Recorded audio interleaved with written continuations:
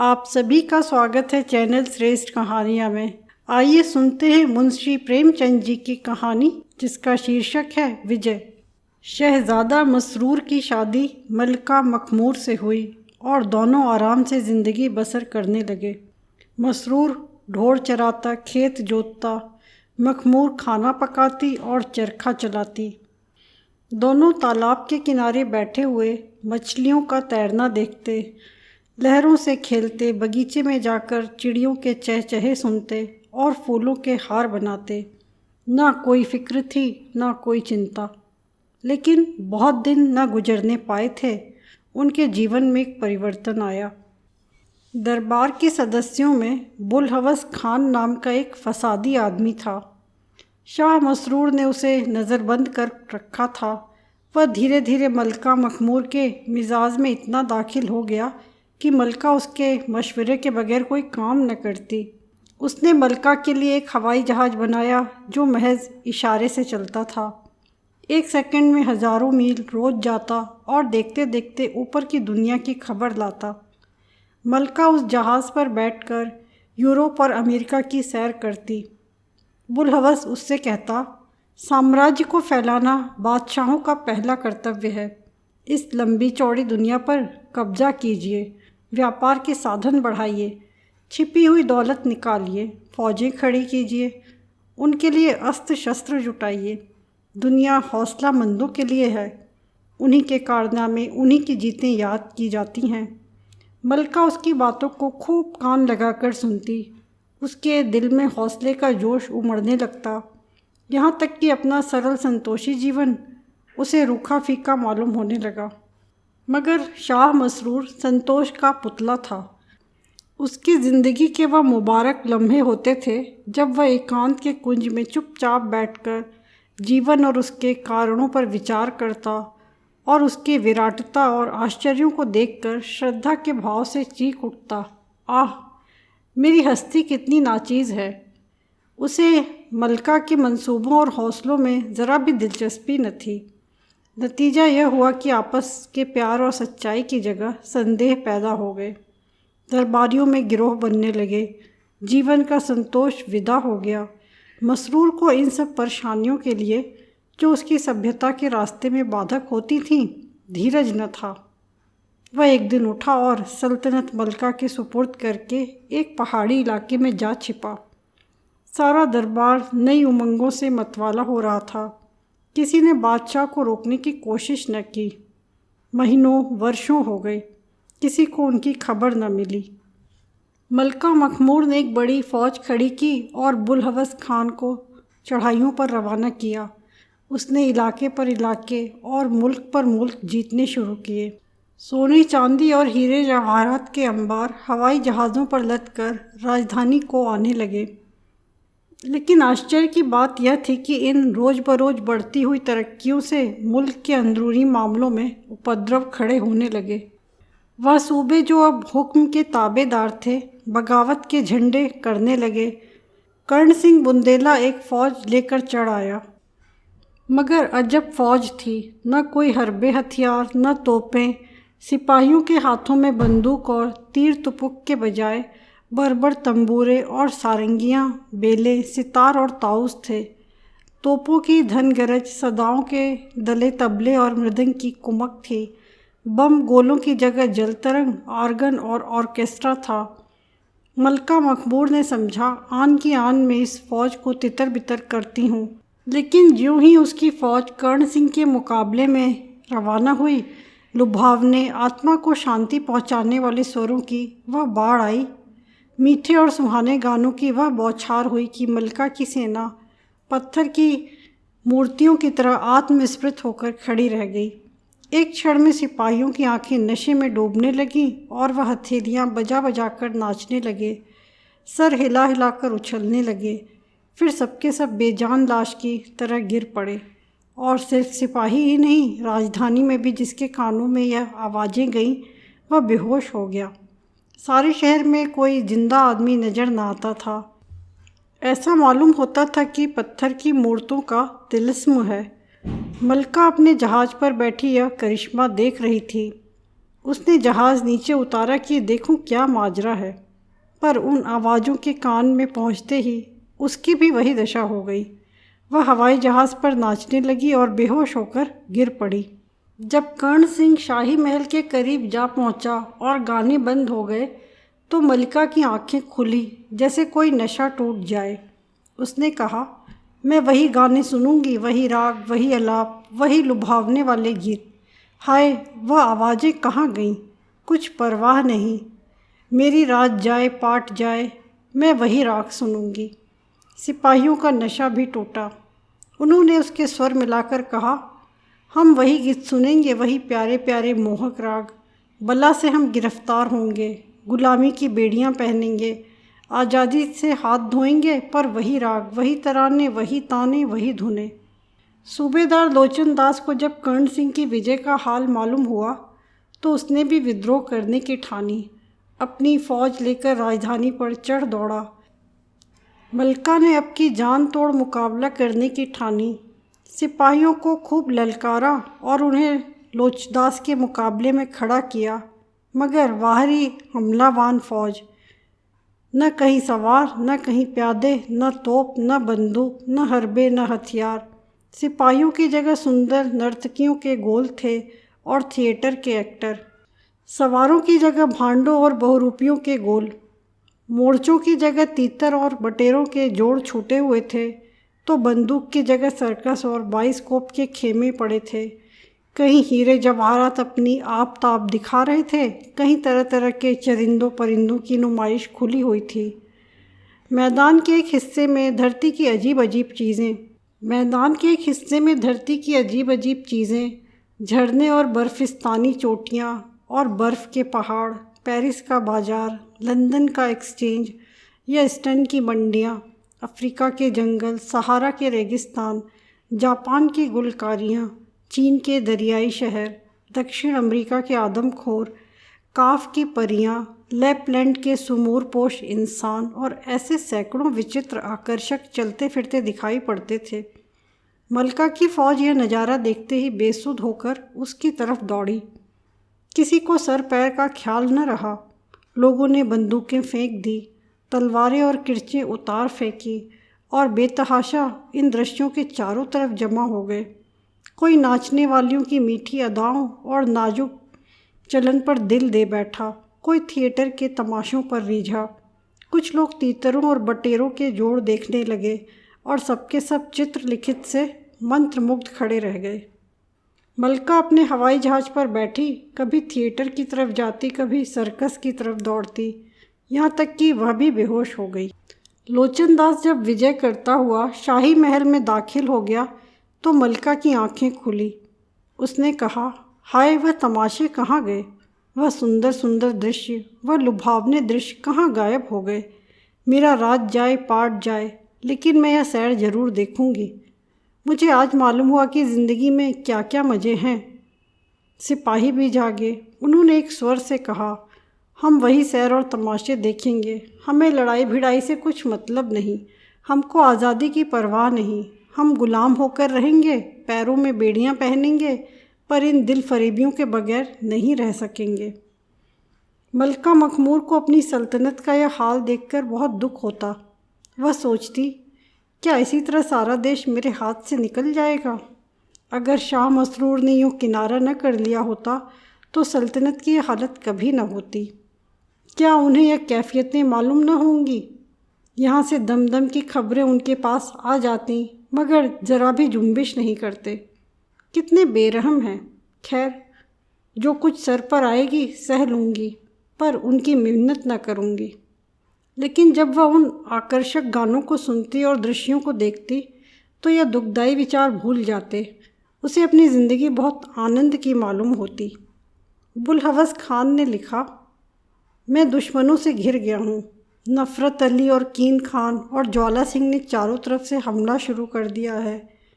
तब तक और कुमक ना आए, मैं मजबूर हूँ। पर मलका की फ़ौज यह सैर और गाने छोड़ कर जाने पर राजी न होती थी। इतने में 2 सूबेदारों ने फिर बगावत की। मिर्ज़ा शमीम और रसराज सिंह दोनों एक होकर राजधानी पर चढ़े। मलका की फ़ौज में अब न लज्जा थी न वीरता। गाने बजाने और सैर तमाशे ने उन्हें आराम तलब बना दिया था। बड़ी बड़ी मुश्किलों से सज सजाकर मैदान में निकले। दुश्मन की फ़ौज इंतज़ार करती खड़ी थी, लेकिन न किसी के पास तलवार थी न बंदूक। सिपाहियों के हाथों में फूलों के गुलदस्ते थे, किसी के हाथ में इत्र की शीशियाँ, किसी के हाथ में गुलाब के फव्वार, कहीं लेवेंडर की बोतलें, कहीं मुश्क वगैरह की बहार। सारा मैदान अत्तार की दुकान बना हुआ था। दूसरी तरफ रसराज की सेना थी। उन सिपाहियों के हाथों में सोने के तश्त थे, ज़रबफ्त के खन पेशों से ढके हुए। किसी में बर्फ़ी और मलाई थी, किसी में कौरमे और कबाब, किसी में खुबानी और अंगूर।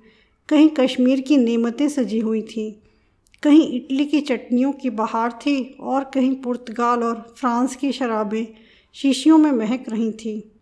मलका की फ़ौज यह संजीवनी सुगंध सूंघते ही मतवाली हो गई। लोगों ने हथियार फेंक दिए और इन स्वादिष्ट पदार्थों की ओर दौड़े। कोई हलवे पर गिरा और कोई मलाई पर टूटा। किसी ने कौरमे और कबाब पर हाथ बढ़ाए, कोई खुबानी और अंगूर चखने लगा, कोई कश्मीरी मुरब्बों पर लपका। सारी फ़ौज भिखमंगों की तरह हाथ फैलाए यह नेमतें मांगती थी और बेहद चाव से खाती थी।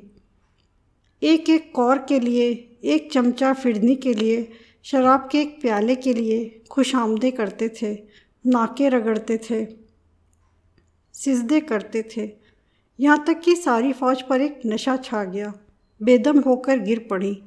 मलका भी इटली के मुरब्बों के सामने दामन फैला फैला कर मिन्नतें करती और कहती थी कि सिर्फ एक लुकमा और एक प्याला दो और मेरा राज लो, पाट लो, मेरा सब कुछ ले लो, लेकिन मुझे जी भर खा पी लेने दो। यहाँ तक कि वह भी बेहोश होकर गिर पड़ी। मलका की हालत बेहद दर्दनाक थी। उसकी सल्तनत का एक छोटा सा हिस्सा दुश्मनों के हाथ से बचा था। उसे एकदम के लिए भी इस गुलामी से निजात न मिलती कि कर्ण सिंह के दरबार में हाजिर होती, कभी मिर्ज़ा शमीम की खुशामद करती। इसके बगैर उसे चैन न आता। हाँ, जब कभी इस मुसाहिबी और ज़िल्लत से उसकी तबीयत थक जाती तो अकेले बैठकर घंटों रोती और चाहती कि जाकर शाह मसरूर को मना लाऊं। उसे यकीन था कि उनके आते ही बागी काफूर हो जाएंगे, पर एक ही क्षण में उसकी तबीयत बदल जाती। उसे अब इसी हालत पर चैन आता था। अभी तक बुलहवस खान की स्वामी भक्ति में फ़र्क न आया था, लेकिन जब उसने सल्तनत की यह कमज़ोरी देखी तो वह भी बगावत कर बैठा। उसकी आजमाई हुई फ़ौज के मुकाबले में मलका की फ़ौज क्या ठहर थी। पहले ही हमले में कदम उखड़ गए। मलका खुद गिरफ्तार हो गई। बुलहवस खान ने उसे एक तिलिस्माती कैद खाने में बंद कर दिया। सेवक स्वामी बन बैठा। यह कैद खाना इतना लंबा चौड़ा था कि कैदी जितना ही भागने की कोशिश करे, उसकी चार दीवारी से बाहर नहीं निकल सकता था। वहाँ संतरी और पहरेदार न थे, लेकिन वहाँ की हवा में खिंचाव था। मलका के पैरों में न बेड़ियाँ थीं, न हाथों में हथकड़ियाँ, लेकिन शरीर का अंग प्रत्यंग तारों से बंधा हुआ था। वह अपनी इच्छा से हिल भी नहीं सकती थी। वह अब दिन के दिन बैठी हुई ज़मीन पर मिट्टी के घरौंदे बनाया करती और समझती यह महल है। तरह तरह की स्वांग भरती और समझती दुनिया मुझे देखकर लट्टू हो जाती है। पत्थर टुकड़ों से अपना शरीर गूंथ लेती और समझती कि अब पूरे भी मेरे सामने मात हैं। वह दरख्तों से पूछती मैं कितनी खूबसूरत हूँ। शाखों पर बैठे चिड़ियों से पूछती हीरे जवाहरात का ऐसा गुलबंद तुमने देखा है। मिट्टी की ठीकरों का अंबार लगाती और आसमान से पूछती इतनी दौलत तुमने देखी है। मालूम नहीं इस हालत में कितने दिन गुजर गए। मिर्ज़ा शमीम, लोचन दास वगैरह हरदम उसे घेरे रहते थे। शायद वह उससे डरते थे, ऐसा न हो यह शाह मसरूर को कोई संदेश भेज दे। कैद में भी उस पर भरोसा न था। यहाँ तक कि मलका की तबीयत इस कैद से बेजार हो गई। वह निकल भागने की तदबीरें सोचने लगी। इसी हालत में एक दिन मलका बैठी सोच रही थी, मैं क्या हो गई। जो मेरे इशारों के गुलाम थे वह अब मेरे मालिक हैं। मुझे जिस कल चाहते हैं बिठाते हैं, जहाँ चाहते हैं घुमाते हैं। अफसोस मैंने शाह मसरूर का कहना न माना, यह उसी की सज़ा है। काश एक बार मुझे किसी तरह इस कैद से छुटकारा मिल जाता तो मैं चलकर उनके पैरों पर सिर रख देती और कहती, लौंडी की खता माफ़ कीजिए। मैं खून के आंसू रोती और उन्हें मना लेती और फिर कभी उनके हुक्म से इनकार न करती। मैंने इस नमक हराम बुलहवस खान की बातों में पढ़कर उन्हें निर्वासित कर दिया। मेरी अक्ल कहाँ चली गई थी? यह सोचते सोचते मलका रोने लगी कि यकायक उसने देखा सामने एक खिले हुए मुखड़े वाला गंभीर पुरुष सादा कपड़े पहने खड़ा है। मलका ने आश्चर्यचकित होकर पूछा, आप कौन हैं? यहाँ मैंने आपको कभी नहीं देखा। पुरुष ने कहा, हाँ, इस कैद खाने में मैं बहुत कम आता हूँ। मेरा काम है जब कैदियों की तबीयत यहाँ से बेजार हो तो उन्हें यहाँ से निकलने में मदद दूँ। मलका ने कहा, आपका नाम? पुरुष ने कहा, संतोख सिंह। मलका ने कहा, आप मुझे इस कैद से छुटकारा दिला सकते हैं? संतोख सिंह ने कहा, हाँ, मेरा तो काम ही यह है, लेकिन मेरी हिदायतों पर चलना पड़ेगा। मलका बोली, मैं आपके हुक्म से जौ भर भी इधर उधर न करूँगी। खुदा के लिए मुझे यहाँ से जल्द ले चलिए। मैं मरते दम तक आपकी शुक्रगुजार रहूँगी। संतोख सिंह ने कहा, आप कहाँ चलना चाहती हैं? मलका बोली, मैं शाह मसरूर के पास जाना चाहती हूँ। आपको मालूम है वह आजकल कहाँ हैं? संतोख सिंह ने कहा, हाँ, मालूम है, मैं उनका नौकर हूँ। उन्हीं की तरफ से मैं इस काम पर तैनात हूँ। मलका बोली, तो खुदा के वास्ते मुझे जल्द ले चलिए। मुझे अब यहाँ एक घड़ी रहना जी पर भारी हो रहा है। संतोख ने कहा, अच्छा, तो ये रेशमी कपड़े और ये जवाहरात और सोने के जेवर उतार कर फेंक दो। बुलहवस ने इन्हीं जंजीरों से तुम्हें जकड़ दिया है। मोटे से मोटा कपड़ा जो मिल सके पहन लो। इन मिट्टी के घरौंदों को गिरा दो। इत्र और गुलाब की शीशियाँ, साबुन की बट्टियाँ और ये पाउडर के डब्बे सब फेंक दो। मलका ने शीशियों और पाउडर को तड़ाक तड़ाक पटक दिया। सोने के जेवरों को उतार फेंक दिया कि इतने में बुलहवस खान दहाड़े मारकर रोता हुआ आकर खड़ा हुआ और हाथ बांधकर कहने लगा, दोनों जहानों की मलिका, मैं आपका नाचीज़ गुलाम हूँ। आप मुझसे नाराज़ हैं? मलका ने बदला लेने के अपने जोश में मिट्टी के घरौंदों को पैर से ठुकरा दिया। ठीकरों की अंबार को ठोकरें मारकर बिखेर दिया। बुलहवस के शरीर का एक एक अंग कट कट कर गिरने लगा। वह बेदम होकर ज़मीन पर गिर पड़ा और दम के दम में जहन्नुम रसीद हुआ। संतोख सिंह ने मलका से कहा, देखा तुमने? इस दुश्मन को तुम कितना डरावना समझती थी। आन की आन में खाक में मिल गया। मलका ने कहा, काश मुझे यह हिकमत मालूम होती तो मैं कभी की आज़ाद हो जाती, लेकिन अभी और भी तो दुश्मन हैं। संतोख ने कहा, उनको मारना इससे भी आसान है। चलो कर्ण सिंह के पास। ज्यों ही वह अपना सुर अलापने लगे और मीठी मीठी बातें करने लगे, कानों पर हाथ रख लो, देखो अदृश्य के पर्दे से फिर चीज़ सामने आती है। मलका कर्ण सिंह के दरबार में पहुंची। उसे देखते ही चारों तरफ से धुपद और तिल्लाने के वार होने लगे। पियानो बजने लगे। मलका ने दोनों कान बंद कर लिए। कर्ण सिंह के दरबार में आग का शोला उठने लगा। सारे दरबारी जलने लगे। कर्ण सिंह दौड़ा हुआ आया और बड़े विनयपूर्वक मलका के पैरों पर गिरकर बोला, हुजूर, अपने इस हमेशा के गुलाम पर रहम करें। कानों पर से हाथ हटाएं, वरना इस गरीब की जान पर बन आएगी। अब कभी हुजूर की शान में गुस्ताखी न होगी। जा तेरी जान बख्शी की। अब कभी बगावत न करना, वरना जान से हाथ धोएगा। कर्ण सिंह ने संतोख सिंह की तरफ प्रलय की आंखों से देखकर सिर्फ इतना कहा, जालिम, तुझे मौत भी नहीं आई, और बेतहाशा गिरता पड़ता भागा। संतोख सिंह ने मलका से कहा, देखा तुमने, इनको मारना कितना आसान था।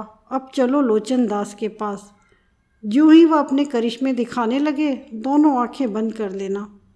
मलका लोचन दास के दरबार में पहुंची। उसे देखते ही लोचन ने अपनी शक्ति का प्रदर्शन करना शुरू किया। ड्रामे होने लगे। नर्तकों ने थिरकना शुरू किया। लालो जमुर्द की कश्तियाँ सामने आने लगीं, लेकिन मलका ने दोनों आंखें बंद कर ली। आन की आन में वह ड्रामे और सर्कस और नाचने वालों के गिरोह खाक में मिल गए। लोचनदास के चेहरे पर हवाइयाँ उड़ने लगीं। निराशापूर्ण धैर्य के साथ चिल्ला चिल्ला कर कहने लगा, यह तमाशा देखो, यह पेरिस के कहवे खाने, यह मिस एलन का नाच है। देखो अंग्रेज रईस उस पर कितनी उदारता से सोने और हीरे जवाहरात निछावर कर रहे हैं। जिसने यह सैर तमाशे नहीं देखे उसकी ज़िंदगी मौत से बदतर। लेकिन मलका ने आंखें न खोली।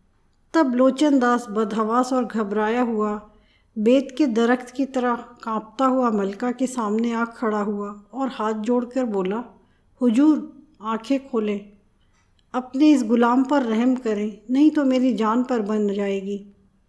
गुलाम की गुस्ताखियाँ माफ़ फरमाएं, अब यह बेअदबी न होगी। मलका ने कहा, अच्छा जी, तेरी जान बख्शी की, लेकिन खबरदार अब सिर न उठाना, नहीं तो जहन्नुम रसीद कर दूंगी। लोचनदास यह सुनते ही गिरता पड़ता जान लेकर भागा, पीछे फिरकर भी न देखा। संतोख सिंह ने मलका से कहा, अब चलो मिर्जा शमीम और रसराज के पास, वहाँ एक हाथ से नाक बंद कर लेना और दूसरे हाथ से खानों के तश्त को ज़मीन पर गिरा देना। मलका रसराज और शमीम के दरबार में पहुंची। उन्होंने जो संतोख को मलका के साथ देखा तो होश उड़ गए। मिर्जा शमीम ने कस्तूरी और केसर की लपटें उड़ाना शुरू की। रसराज स्वादिष्ट खानों के तश्त सजा सजा कर मलका के सामने लाने लगा और उनकी तारीफ़ करने लगा। यह पुर्तगाल की 3 आंच दी हुई शराब है, इसे पिए तो बुढ़ा भी जवान हो जाए। यह फ्रांस का शैम्पेन है, इसे पिए तो मुर्दा जिंदा हो जाए। यह मथुरा के पेड़े हैं, इन्हें खाए तो स्वर्ग की नेमतों को भूल जाए। लेकिन मलका ने एक हाथ से नाक बंद कर ली और दूसरे हाथ से उन तश्तों को ज़मीन पर गिरा दिया और बोतलों को ठोकरें मार मार कर चूर कर दिया। जो जो उसकी ठोकरें पड़ती थीं, दरबार के दरबारी चीख चीख कर भागते थे। आखिर मिर्जा शमीम और रसराज दोनों परेशान और बेहाल, सर से खून जारी, अंग अंग टूटा हुआ, आकर मलका के सामने खड़े हो गए और गिड़गिड़ाकर बोले, हुजूर गुलामों पर रहम करें, हुजूर की शान में जो गुस्ताखियाँ हुई हैं उन्हें मुआफ़ फरमाएं, अब फिर ऐसी बेअदबी न होगी। मलका ने कहा, रसराज को मैं जान से मारना चाहती हूँ, उसके कारण मुझे जलील होना पड़ा। लेकिन संतोख सिंह ने मना किया, नहीं, इसे जान से न मारिए, इस तरह का सेवक मिलना कठिन है। यह आपके सभी सूबेदारों में अपने काम में अच्छा है, सिर्फ इन्हें काबू में रखने की ज़रूरत है। मलका ने कहा, अच्छा जाओ, तुम दोनों की भी जान बख्शी की, लेकिन खबरदार अब कभी उपद्रव मत खड़ा करना, वरना तुम जानोगे। दोनों गिरते पड़ते भागे, दम के दम में नज़रों से ओझल हो गए। मलका की रियाया और फ़ौज ने भेंटें दी, घर घर शादियाने बजने लगे।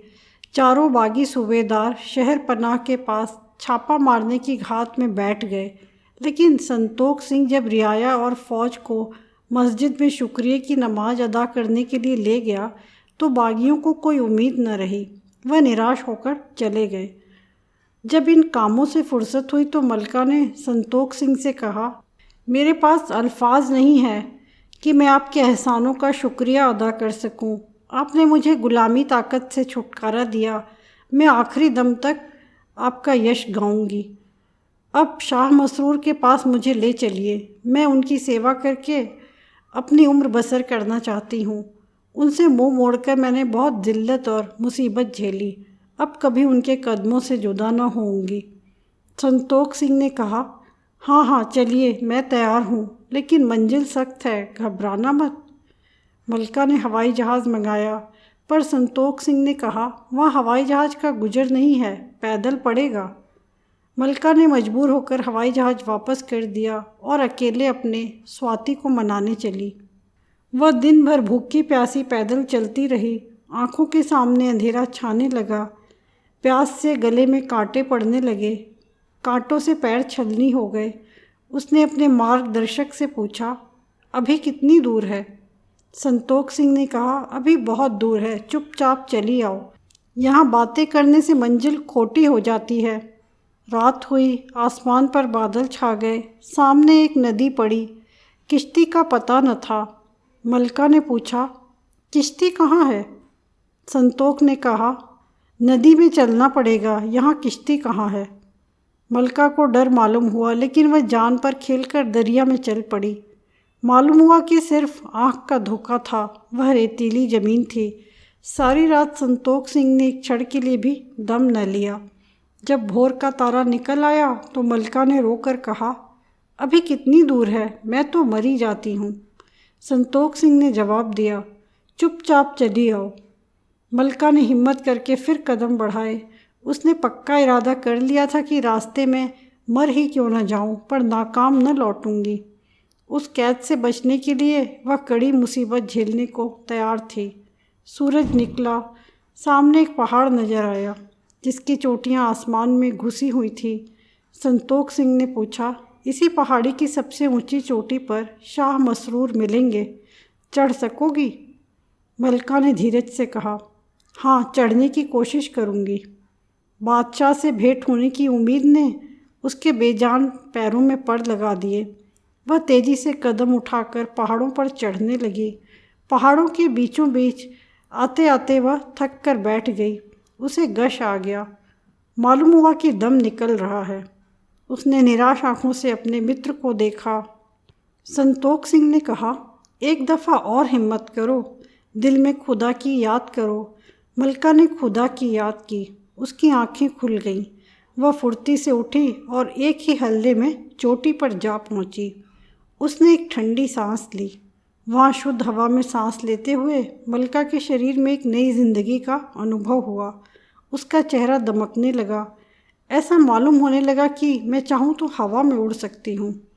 उसने खुश होकर संतोष सिंह की तरफ देखा और आश्चर्य के सागर में डूब गई। शरीर वही था, पर चेहरा शाह मसरूर का था। मलका ने फिर उसकी तरफ अचरज की आंखों से देखा। संतोष सिंह के शरीर पर से एक बादल का पर्दा हट गया और मलका को वहाँ शाह मसरूर खड़े नजर आए। वही हल्का नीला कुर्ता, वही गेरुए रंग की तरह। उनके मुखमंडल से तेज की कांति बरस रही थी। माथा तारों की तरह चमक रहा था। मलका उनके पैरों पर गिर पड़ी। शाह मसरूर ने उसे सीने से लगा लिया।